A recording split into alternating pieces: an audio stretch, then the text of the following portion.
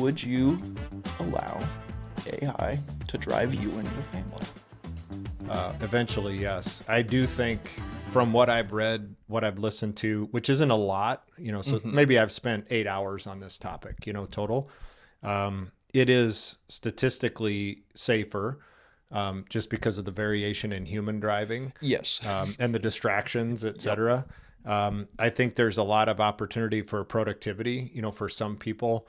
I think for people who are have a physical challenge that doesn't allow them to drive or qualify for a driver's license, there's huge opportunities. If you're legally blind or, have some impairment that just doesn't allow you to operate a car, that there's big opportunities there. So the answer is yes. The reason I say it depends is because in our area of the country, it's still a developing technology. Right. And in most areas. So where it's happening now is in big cities for short trips. Yep.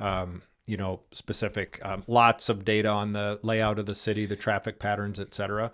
When you get into outside of that situation, it's still being proven out. Right. And it's evolving quicker in areas where, like you said, they have more data and there's areas where there's less unforeseen circumstances that would throw AI into a situation that it may or may not handle according to a human moral code, and that's kind of my biggest fear with letting AI drive is like a scenario where a accident is inevitable.